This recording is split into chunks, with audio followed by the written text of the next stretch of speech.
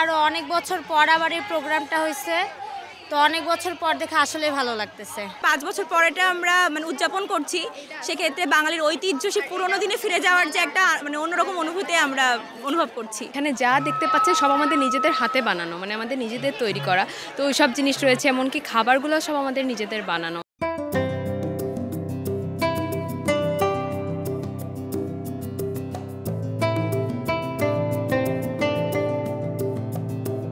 লাল সাদা শাড়ি, কাচের চুড়ি, দুলমালায় বাঙালিয়ানান সাজ, নজরকাড়া রং নকশার পাঞ্জাবিতে শিক্ষার্থী দর্শনার্থীদের পদচারণায় মুখর বিশ্ববিদ্যালয় প্রাঙ্গণ। বাতাসে ভাসছে বাঁশির সুর, উৎসবের আমেজে ক্যাম্পাসের অন্যরকম রূপ।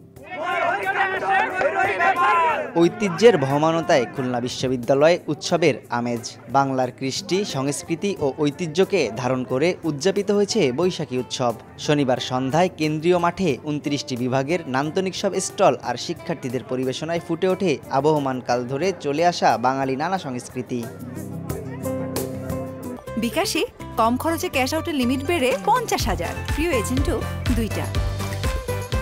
স্টলগুলোতে বিভিন্ন লোকজ পণ্য, পিঠাপুলি আর রং তুলির আঁচড়ে মাঠটি পরিণত হয় এক টুকরো গ্রামে। স্টলগুলোতে ছিল বাচ্চাদের খেলনা, প্রসাধনী, চুড়ি, দুল, হাতের তৈরি ব্যাগ, মাটি ও পাটের তৈরি নানা সামগ্রী, একতারা, কুলা, হরেক রকমের পিঠা, ফল, বিভিন্ন ধরনের খাবার ইত্যাদি। শিক্ষার্থী ও দর্শনার্থীদের পোশাকে ছিল লাল সাদার প্রাধান্য। প্রতিটি বাঙালি প্রাণকে রাঙায়িত করে বৈশাখের এই আয়োজন। শেকড়ের সাথে পরিচিত হওয়ার এই আয়োজনের অংশ হতে পেরে খুশি সবাই। আমরাও অনেকই সাড়া পাচ্ছি। আমরা এখানে মাটির জিনিস রাখছি, টোট ব্যাগ রাখছি, হাতের কাজের কাঠের জিনিস রাখছি।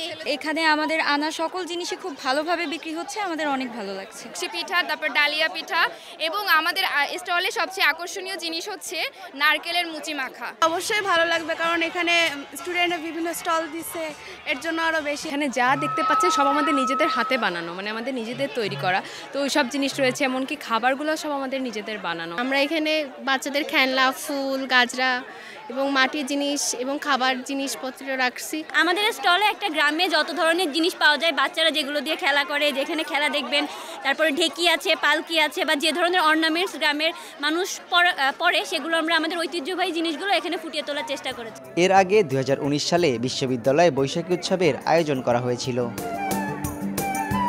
তানজিম আহমেদ, সময় সংবাদ, খুলনা।